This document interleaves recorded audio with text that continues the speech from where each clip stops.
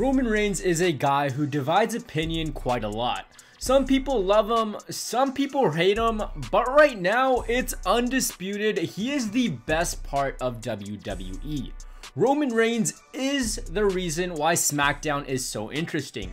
Roman Reigns is why the Universal title feels like an actual world title. Roman Reigns is the reason why we actually care about him and what he does.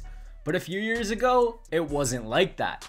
In 2015, Vince McMahon and WWE wanted to present Roman Reigns as the next top wrestling star. Despite them thinking that Roman was WWE's next star, the fans didn't agree so much. Reigns got booed out of the building when he won the 2015 Royal Rumble, to the point where not even a surprise appearance by The Rock could save his sorry Samoan ass. Over the coming years, world titles and huge matches would be handed to Reigns. Wins over legends such as John Cena and The Undertaker, and many top tier feuds. But still, WWE fans just couldn't get behind this guy as a babyface.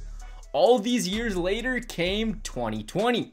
Roman Reigns was set to face Goldberg at the upcoming WrestleMania.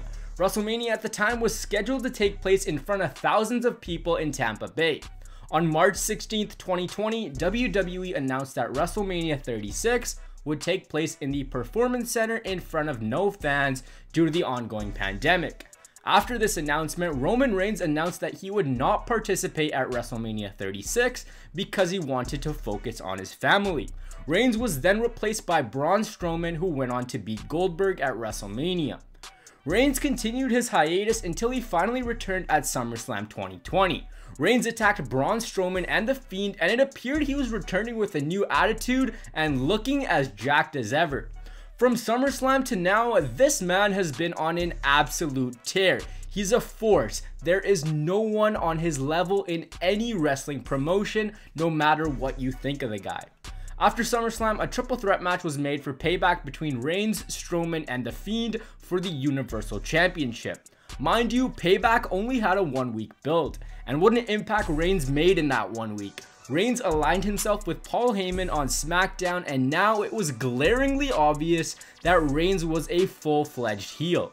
The alignment with Paul Heyman was unexpected, but at the same time, it left us with so many unanswered questions.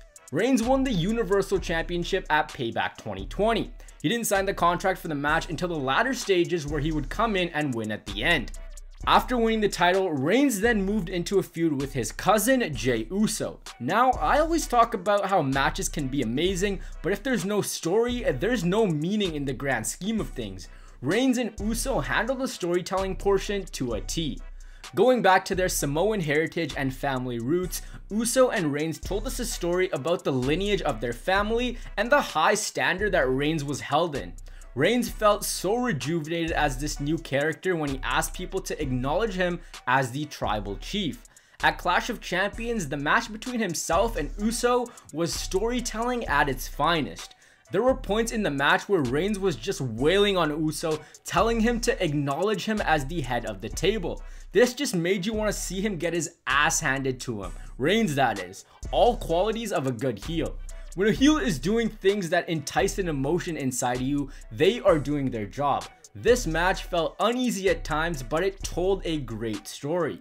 From there, things only got better for Reigns. Uso and Reigns had a rematch at Hell in a Cell in an I Quit match inside Hell in a Cell. This match divided a lot of opinion, but without a doubt, it's one of the matches of the year. Reigns as a heel is just so believable. His mannerisms are so well played. We're used to seeing him as a guy who's always smiling and making funny comments here and there, but when he slows his voice down, keeps the same facial expression, and acts like he owns the place, there is no one, and I mean no one, in any wrestling company on his level. Hell in a Cell was one of the greatest storytelling matches ever. Reigns was reluctant to hurt his own blood, but as the match wore on, he became more vicious. The key point being when Reigns was about to drop steel steps on Jey, here's when Jimmy came in, shielding his brother and telling Roman to remember who the hell he was. He told him, "This is Josh." Josh was the one who he was about to drop steel steps on.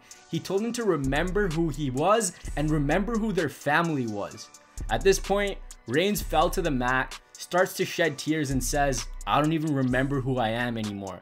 Then he locks Jimmy in a guillotine and Jay says he quits, all to save his brother. That is another thing that makes Roman believable as a heel, is his moveset. Nothing flashy, just a ground and pound. After Hell in a Cell, if you didn't like this match, I don't know if you should be watching wrestling.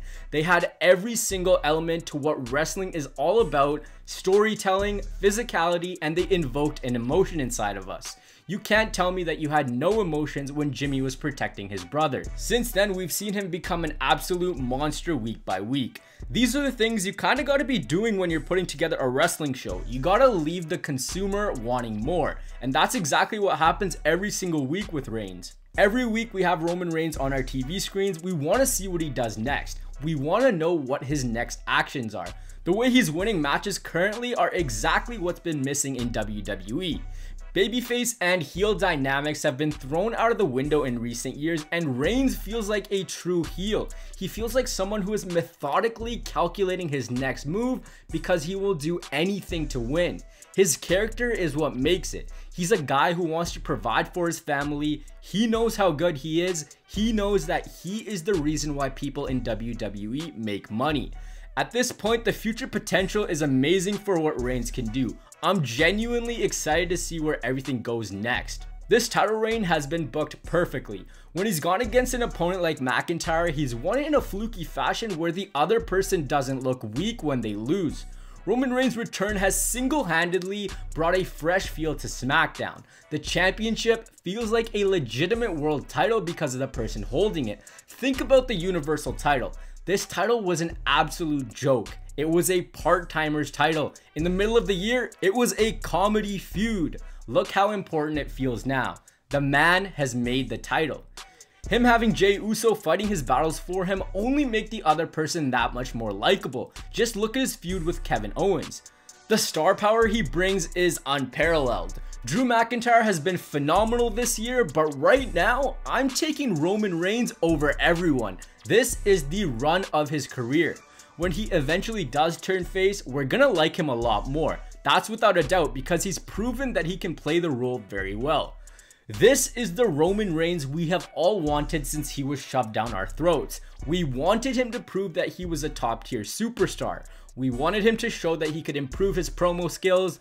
We wanted him to prove us wrong, and that's exactly what he's done. Roman Reigns right now is the biggest draw in wrestling who is there full time. Friday nights right now are unmissable because Roman Reigns has made it that important. It feels legitimate. You feel sorry for whoever is going against Roman Reigns because he pulls off his character so well. Roman Reigns has single-handedly rebuilt his career. It's hard to believe that a guy the majority of us were booing 5 years ago has now garnered so much respect from the majority of wrestling fans. This man is SmackDown, and this Roman Reigns is the hottest star in professional wrestling today.